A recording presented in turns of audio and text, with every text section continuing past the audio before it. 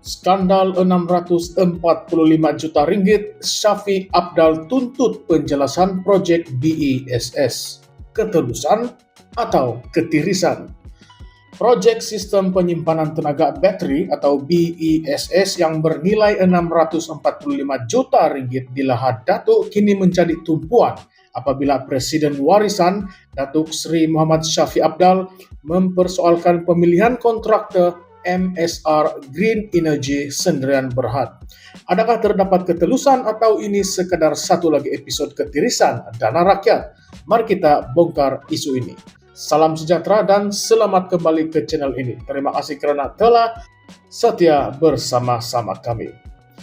Proyek Sistem Penyimpanan Tenaga Bateri BESS di Lahad Datuk yang dianggarkan bernilai Rp645 juta kini menimbulkan tanda tanya besar selepas Datuk Seri Muhammad Syafi Apdal mendakwa terdapat ketidaktelusan dalam proses penganugerahan kontrak kepada syarikat MSR Green Energy Sdn Bhd ataupun MSR GE.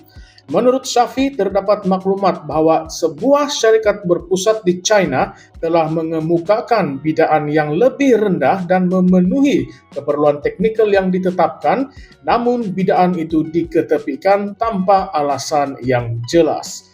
Beliau menuntut penjelasan penuh daripada Sabah Electricity dan pengerusinya Datuk Seri Madius Tangau mengenai rasional di sebalik pemilihan syarikat MSR GE.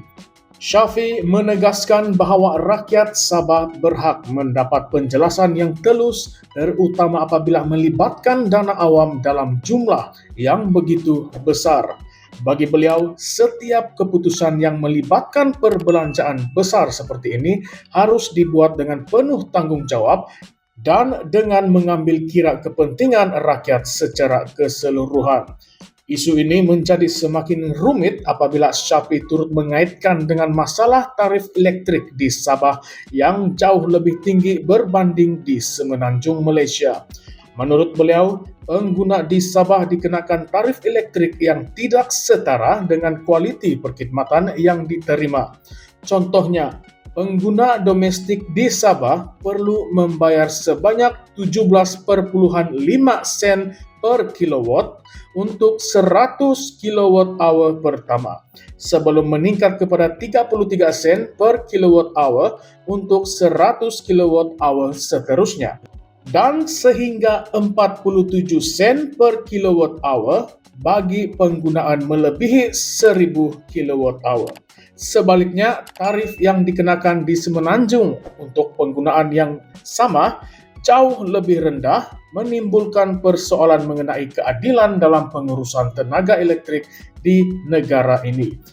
Bukan sahaja pengguna domestik yang terkesan, malah sektor komersial juga turut dibebankan dengan charge yang tinggi.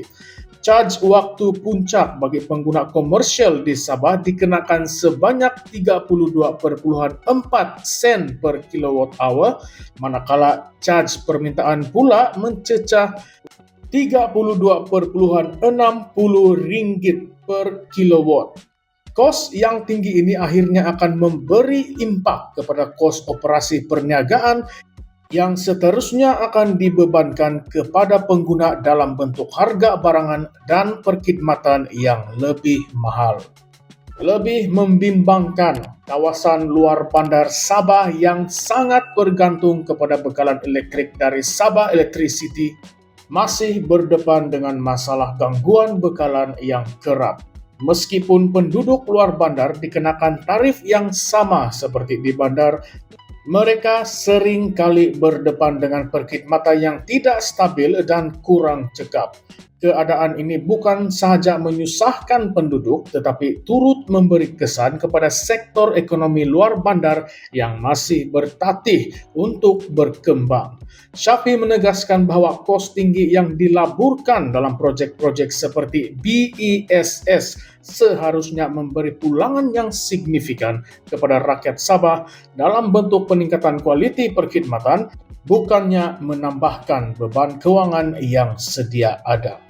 Dalam konteks proyek BESS ini, Syafie turut menggesa agar satu audit bebas dilakukan terhadap keseluruhan proses tender dan pemilihan kontraktor.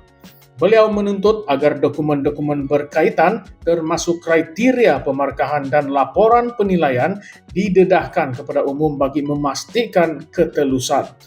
Menurutnya, ini bukanlah soal menyalahkan mana-mana pihak, tetapi lebih kepada memastikan keputusan terbaik diambil untuk rakyat Sabah.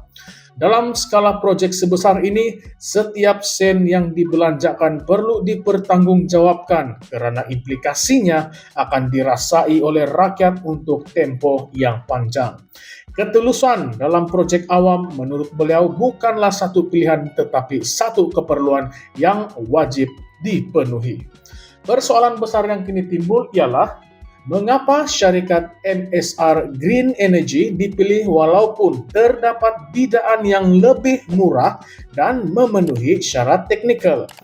Adakah faktor politik memainkan peranan dalam keputusan ini? Jika benar syarikat dari China mengemukakan tawaran lebih baik, mengapa tawaran itu tidak dipertimbangkan?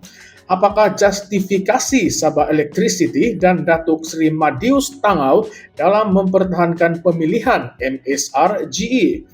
Lebih penting lagi, siapakah yang benar-benar akan mendapat manfaat daripada proyek bernilai 645 juta ringgit ini?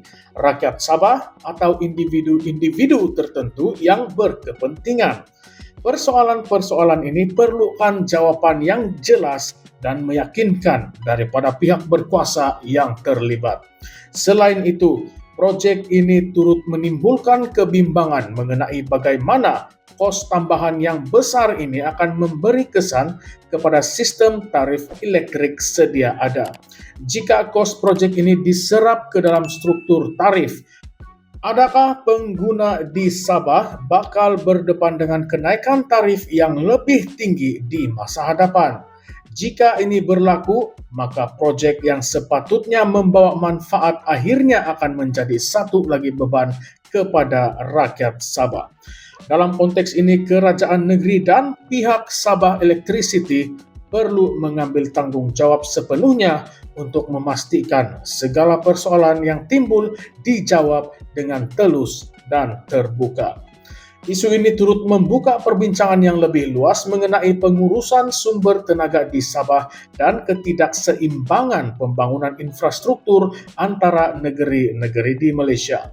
Adakah Sabah akan terus menjadi anak tiri dalam konteks pembangunan infrastruktur kritikal seperti tenaga?